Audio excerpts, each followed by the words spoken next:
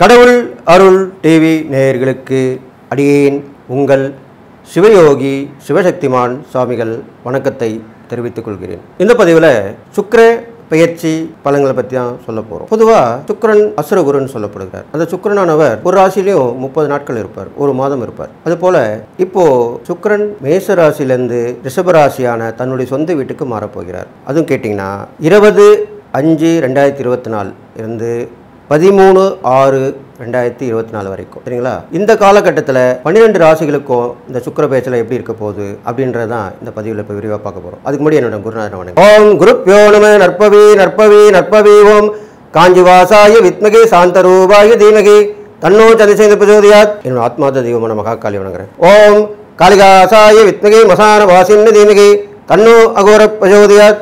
பொதுவாக சுக்கிரன் மாதம் பயிற்சி ஆகக்கூடிய ஒரு கிரகம் தான். இது சமீப காலமாக இப்போது மாசத்து கிரகத்தோடைய பயிற்சியும் பார்த்துட்டு வராங்க. அது கண்டென்ட் கிடைக்குதோ கிடைக்காததோ அப்படின்றது கூட இல்லை. ஆனால் நவ கிரகத்தையுடைய பயிற்சியும் சொல்கிறது தான் நல்ல ஒரு ஜோதிடனுக்கு விசேஷமான நன்மை தரும். ஏன்னா ஜோதிடர்கள் எல்லாருமே நாள்தோறும் நவகிரகத்தை பற்றி தான் மக்களுக்கு விழிப்புணர்வு கொடுத்துன்னு வராங்க, அதனுடைய பலாபலன் சொல்லிட்டு வராங்க. அதனால் அவங்களுக்கு ஏற்படப்படும் நன்மை தீமை கூட அவங்க தீர்த்துக்கிறாங்க. அதுக்குண்டான உபாயங்களும் அவங்க தெரிஞ்சு வச்சுக்கிட்டு தான் இந்த துறைக்கு வராங்க. அப்படி இருக்கும்போது இந்த சுக்கிர பயிற்சியை சொல்கிறத நான் ரொம்ப சந்தோஷமாக சொல்ல போகிறேன். ஏன்னு கேட்டிங்கன்னா, இதுவரைக்கும் இல்லாத சுக்கிர பயிற்சியாக இந்த சுக்கிர பயிற்சி இருக்க போகிறது. அஷ்டலக்ஷ்மி யோகம் தரும் சுக்கிர பயிற்சி. ஏன் அப்படி சொல்கிறேன்னா, சுக்கிரன் மேச ராசியிலிருந்து தன்னுடைய சொந்த வீடான ரிஷபராசிக்கு வருகிறார். ரிஷபராசி சாட்சாத் கிருஷ்ண பரமாத்மாவுடைய ராசியாக சொல்லப்படுகிறது. அப்போ கிருஷ்ணன் இருந்தால் லக்ஷ்மியும் அங்கே தான் அவரோட தான் இருப்பாள். அந்த லக்ஷ்மி யார்? சுக்கிரனுடைய அதிதேவதையாக சொல்லப்படுகிறாள். அப்போது அந்த லக்ஷ்மியும் அங்கே இருக்கிறார். கிருஷ்ணருடைய வீட்டில் அந்த சுக்கிரன் சொந்த வீட்டுக்கு வராரு. அப்போ எவ்வளோ சந்தோஷமான விஷயம். கிருஷ்ண பரமாத்மாவுடைய அருள், மகாலட்சுமியோட அருள், அஷ்டலட்சுமியோட அருளும் கிடைக்க போகுது இந்த ராசிக்காரங்களுக்கு. இந்த ராசிக்காரங்களுக்கு மட்டும் இல்லை, அந்த சுக்கிரனவர் பார்க்க ராசிகளையும் இருக்கக்கூடிய இடத்துடைய பலன்களையும் சொல்லி விரிவாக எடுத்து சொல்லி, இந்த சுக்கிரனானவர் அசுரகுருவார், அசுரர்களுக்கு தலைவனான அசுரகுரு என்று போற்றப்படுகிறார். அவர் இப்போ யாரோடு சேர்ந்திருக்கிறார்? தேவகுரு என்று சொல்லப்படுகின்ற பிரகஸ்பதி ஆகிய குருவோடு சேர்ந்திருக்கிறார். இது பெரிய விசேஷம். இது மாதிரி நடக்கிறது சாதாரண விஷயம் அல்ல. நீங்கள் கேட்கலாம், தேவகுருக்கும் அசுரகுருக்கும் பகைதானே, அவங்க எப்படி நல்ல பலன் தருவாங்க? அங்கே தான் விஷயம் இருக்கு. நல்லா கேட்டுங்க. ஒரு போட்டின்னு இருந்தால் அதில் ஒரு பேராசை பொறாமையெல்லாம் இருக்கும். ஒரு அரசாங்கத்துக்கு கூட ஒரு அரசாங்கம் ஒரு உதவி பண்ணிச்சின மக்களுக்கு அது எதிர்க்கட்சி தலைவரும் பண்ணுவார். ஏன்னா நாளைக்கு அவர் வரணும் அப்படின்ற ஒரு விருப்பத்தில் மக்களுக்கு செய்வார். போட்டுன்னு செய்வாங்க. இவர் ஒன்று செஞ்சால் அவர் ஒன்று செய்வார். அப்போ குரு ஒன்று செஞ்சால் சுக்கிரன் ஒன்று கண்டிப்பாக செய்வார். சுக்கிரன் செஞ்சால் குரு செய்வார். போட்டி தான் அங்கே நிலவ போகுது. போட்டுன்னு அவங்க பலன்களை கொடுக்க போகிறாங்க. நீ கொடுக்க போறியா, நான் கொடுக்க போறியா அப்படின்னு தான் கொடுக்க போகிறாங்க. அதனால் இந்த இப்பேற்பட்ட விசேஷமான சுக்கிர பயிற்சியை கவனமாக கேட்டு நீங்கள் நற்பலனை பெறணும். இதை விட்டுட்டால் அதுக்கப்புறம் ரொம்ப வர்றது கஷ்டமான விஷயம். ஏன்னா குருவோடு சேர்றது கஷ்டமான விஷயம். அதனால் சுக்கிரன் இருக்கும்போதும் குரு இருக்கும்போதும் போதாக்குறைக்கு இந்த சுக்கிர பயிற்சி ஆகும்போது சூரியனும் இருக்கிறார். எப்படி தேவகுரு, குரு, பிரகஸ்பதி, அசுரகுரு, சுக்கிரன் சொல்லும்போது ராஜகிரகம், அதாவது நவகிரகத்துக்கு தலைவனாக விளங்கக்கூடிய அந்த சூரிய பகவானும் கூட இருக்கிறார். அப்போ எவ்வளோ பெரிய விஷயம் பாருங்கள். சூரியன், சுக்கிரன், குரு, இந்த 3 சேர்ந்துருக்காங்க. இந்த 3 சேர்ந்துருக்கும் போது மக்களுக்கு நல்ல பலன் தான் கொடுக்க போகிறாங்க. பொதுவாக அரசாங்கத்தாருக்கு நன்மை ஏற்படும். அரசாங்கத்துக்கு பல நாடுகள் பல இப்போது ஒரு மாநிலத்துக்கு ஒரு மாநிலம் உதவி பண்ணுவாங்க இல்லையா, அதெல்லாம் இப்போ நடக்கும். அது இல்லாமல் இப்போது அந்த மாநிலத்துக்கெலாம் மத்திய அரசாங்கம் உதவி செய்யாமல் கூட இருந்துக்கலாம். இவங்க கேட்டிருக்கலாம், அவங்க தடைப்பட்டு கொடுக்க முடியாமல் சந்தர்ப்ப சூழ்நிலை சரியில்லாமல் கூட கொடுக்காமல் இருந்திருக்கலாம். அதெல்லாமே இப்போ இந்த நாட்களில் கொடுக்க போகிறாங்க. அப்போது பல வகையில் மக்களுக்கு உதவிகள் கிடைக்க போகுது. ஆன்மீகத்தில் இருக்க பெரியோர்கள், ஜோதிடர்கள், அருளாளர்கள், இவங்களுக்கு மூலியமாகவே நல்ல விழிப்புணர்வு கிடைக்க போகுது மக்களுக்கு. இதெல்லாம் நடக்க போகுது, கண்டிப்பாக நடக்க போகுது. இந்த சுக்கிர பெயர்ச்சியால் சுக்கிரன் தன்னுடைய சொந்த வீட்டுக்கு மகாலட்சுமி அருள் கிடைச்சி பரிபூர்ணமாக கிடைச்சி அஷ்டலட்சுமி யோகம் என்ற யோகத்தோடு விளங்கி உங்களுக்கு பலனை வாரி வழங்க போகிறார். அப்போ எவ்வளோ பெரிய விஷயம். நல்லா கேட்டுங்க. ஒரு லட்சுமி அருள் இருந்தாலே பெரிய விஷயம். அஷ்டலட்சுமி அருளும் கிடைக்க போகுது. அப்போது இந்த பலன்கள் ரொம்ப நல்லதாக இருக்க போகுது. நான் சொல்லக்கூடிய அந்த 12 ராசிகளுக்கு உண்டான பலன்களை கவனமாக கேட்டு அதனுடைய பரிகாரங்கள், இறை வழிபாடுகள் இதெல்லாமே நான் சொல்வதை கேட்டு அப்படியே நடந்தீர்களானால் கண்டிப்பாக நீங்கள் எல்லா நலமும் பெற்று வாழ போகிறீங்கன்னு வாழ்த்தி இந்த சுக்கிர பயிற்சி எப்படி இருக்க போகின்றது 12 ராசிகள் வழியாக சொல்ல போகிறேன். செய்வினை ஏவல் பிரச்சனைகளில் இருந்து முழுவதும் விடுபட, செய்தவர்களுக்கே திருப்பிவிட, கணவன் மனைவி பிரச்சனை விலக, தவறான உறவில் இருந்து விடுபட, தொழில் வியாபாரத்தில் முன்னேற்றம் அடைய, அதோடு தொடு வசியமை மூலம் விரும்பியவரை வசியம் செய்ய, எதிரி ஸ்தம்பனம் மை மூலம் எதிரிகள் துரோகிகளை உடனே அடிப்பணிய செய்ய, நம்பிக்கையுடன் தொடர்பு கொள்ளுங்கள் ஜெயா டிவி புகழ் மேல்மருவத்தூர் ஞானகுரு அவர்களை. மிதுன ராசிக்காரங்களுக்கு உண்டான சுக்கிர பயிற்சி பலன் தான் பார்க்க போகிறோம். மிதுன ராசிக்காரங்க பார்த்தீங்கன்னாக்கா, இது நாள் வரைக்கும் 11ஆம் இடத்துல இருந்த சுக்கிரன் இப்போது 12ஆம் இடத்துக்கு வந்திருக்கார். பரவாயில்ல, 12ஆம் இடத்து வந்தால் கூட தன்னுடைய சொந்த வீட்டுக்கு வந்திருக்கிறார் சுக்கிரன். அதே மாதிரி அவருடைய பார்வை பெறும் பலன்கள் பார்த்திங்கன்னா 6ஆம் இடத்தை பார்க்குறாரு. உங்கள் மிதுன ராசிக்கு 6ஆம் இடத்தை பார்க்குறாரு, உங்களுக்கு 12ஆம் இடத்துல அமர்ந்திருக்கார்.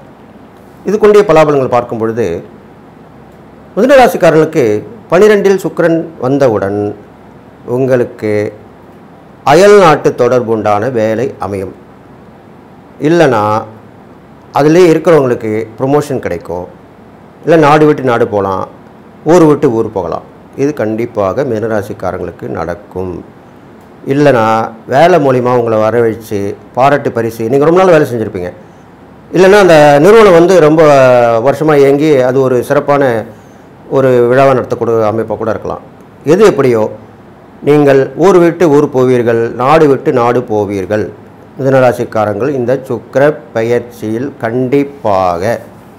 அதனால் இதில் நீங்கள் பலன் பெறுவீங்க, பரிசு பாராட்டு கிடைக்கும், ப்ரொமோஷன் கிடைக்கும், டிரான்ஸ்ஃபர் கிடைக்கும், எல்லாமே கிடைக்கும்.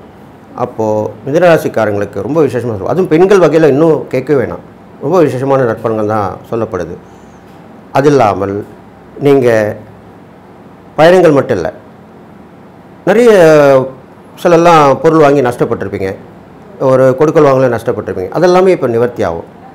இது எப்படின்னு கேட்டிங்கனாக்கா, ஒரு முதல்ல ஏமாந்துருப்பீங்க நேரங்காலத்தில். அவங்களே என்ன பண்ணுவாங்க, மன்னிச்சிங்க தெரியாதனமாக நான் அவங்ககிட்ட ஏமாற்றிட்டவங்களே அப்படின்னு சொல்லி, எனக்கு என்னமோ மனசு உறுத்துது, நான் உங்களை ஏமாற்றின தப்பு தான் அப்படின்னு சொல்லி ஒரு குறிப்பிட்ட தொகை கொடுப்பாங்க. இல்லைன்னா கொஞ்சம் உங்கள்கிட்ட வாங்கின தொகையை கூட கொடுத்துருவாங்க. இது இல்லாமல் உங்களுக்கு இந்த காலகட்டத்தில் நீங்கள் பொருள் வாங்கும்போது யோசனை பண்ணி கரெக்டாக வாங்குவீங்க. அந்த பொருளால் உங்களுக்கு நற்பலன் தான் நடக்கும், நஷ்டம் நடக்காது. அந்த பொருளும் மட்டமான பொருளாகவும் இருக்காது. நம்மளுக்கு நேரங்காலம் சரியில்லாத இருக்கும்போது தான் நம்ம அதே காசு கொடுத்து வாங்குவோம், பொருளும் மட்டமாக இருக்கும், அதில் நஷ்டம் ஏற்படும். ஆனால் இப்போ உள்ள காலகட்டங்களால் உங்களுக்கு நஷ்டங்கள் ஏற்படாது.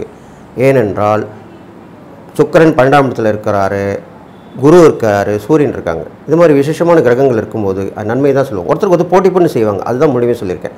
இப்போ போட்டி போட்டுக்கூட இந்த கிரகங்கள் செய்யும்போது உங்களுக்கு நன்மை தான் நடக்கும், தீமை நடக்காது. அவங்களுக்குள்ளே தான் சண்டை போட்டுப்பாங்க, உங்களுக்கு தீமையை கொடுக்க மாட்டாங்க. அதனால் இது நல்லா புரிஞ்சுக்கணும் நீங்கள். இதே இல்லாமல் இந்த 12ஆம் இடத்துலேருந்து 6ஆம் இடத்தை பார்க்குறாரு. 6ஆம் இடத்தை பார்க்கும்போது உங்களுக்கு கேட்டிருந்தால கடன் கிடைக்கும். லோனு கேட்டிருப்பீங்க, நாங்கள் பார்த்துட்டு சொல்கிறோம், டிஸ்கஸ் பண்ணி சொல்கிறோம், நாங்கள் எங்கள் ஆஃபீஸரை கேட்டு சொல்கிறோம், இப்படிலாம் சொல்லியிருப்பாங்க.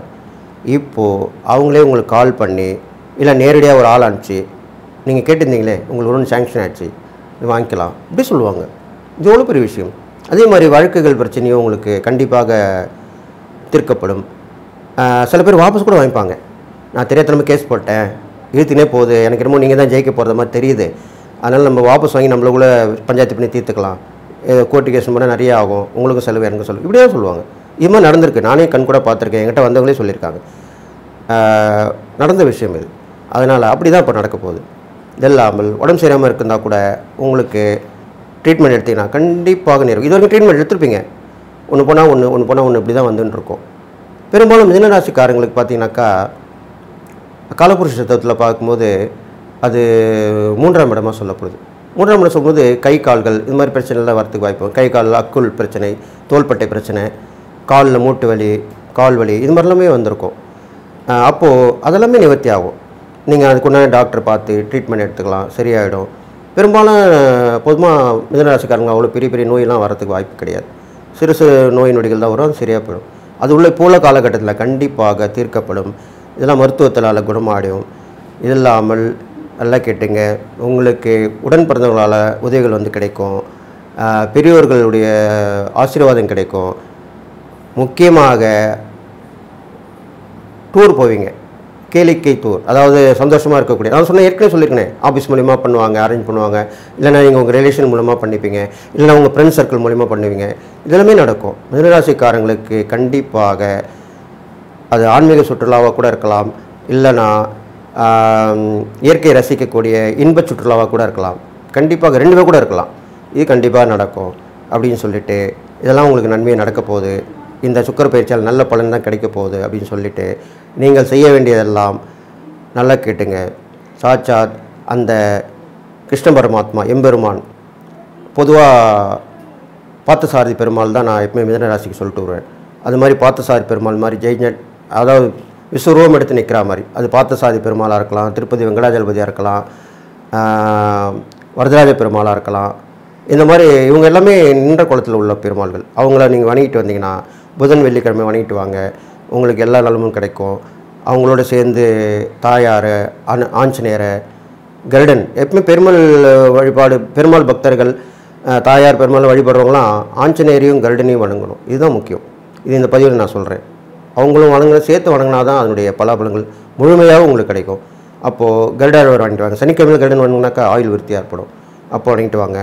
அதே மாதிரி ஆஞ்சநேயருக்கும் சனிக்கிழமையில் வழிபட்டு வரலாம். ரெண்டு பேருக்குமே சனிக்கிழமையில் கருடனையும் ஆஞ்சநேயர் வழிபட்டு வந்தால் ரொம்ப விசேஷமாக சொல்லப்படுது. நீங்கள் தான தர்மம் பார்க்கும்போது குழந்தைகளுக்கு வந்து தான தர்மம் பண்ணலாம். இது இல்லாமல் ட்வின்ஸு கேள்விப்பட்டிருப்பீங்க. இரட்டை குழந்தைகள், ஆணும் பெண்ணும் இருப்பாங்க. பெரும்பாலும் ஒரே 2 ஆண் 2 பெண் அப்படி தான் பிறப்பாங்க. எங்கேயோ ஒரு இடத்துல தான் ஒரு பெண் ஒரு ஆண் அப்படி இரட்டை குழந்தை மாதிரி பிறப்பாங்க. ட்வின்ஸ்னு சொல்லுவாங்க. அந்த மாதிரி ட்வின்ஸாக இருந்தால் அவங்களுக்கு நீங்கள் உதவி பண்ணலாம். இது இந்த பதிவில் கண்டிப்பாக சொல்லணும். ட்வின்ஸ் உள்ளவங்களுக்கு நீங்கள் தானதம் பண்ணால் மிதுனராசிக்காரங்களுக்கு ஒரு சூட்சமான பரிகாரமாக சொல்லப்படுது. உங்களுக்கு எல்லா தடைகளும் பிரச்சனையும் விலகிடும். இதெல்லாம் பண்ணிட்டு வாங்க. கடவுள் அருள் டிவியை பார்த்தமைக்க நன்றிகள். மேலும் இது போன்ற தகவல்களை தெரிந்து கொள்ள கடவுள் அருள் டிவியை சப்ஸ்கிரைப் செய்யுங்கள். மறக்காமல் பெல் ஐக்கானை கிளிக் செய்யுங்கள். செய்வினை ஏவல் பிரச்சனைகளில் இருந்து முழுவதும் விடுபட, செய்தவர்களுக்கே திருப்பி விட, கணவன் மனைவி பிரச்சனை விலக, தவறான உறவில் இருந்து விடுபட, தொழில் வியாபாரத்தில் முன்னேற்றம் அடைய, அதோடு தொடு வசியமை மூலம் விரும்பியவரை வசியம் செய்ய, எதிரி ஸ்தம்பனம் மை மூலம் எதிரிகள் துரோகிகளை உடனே அடிப்பணிய செய்ய, நம்பிக்கையுடன் தொடர்பு கொள்ளுங்கள். ஜெயா டிவி புகழ் மேல்மருவத்தூர் ஞானகுரு அவர்களை.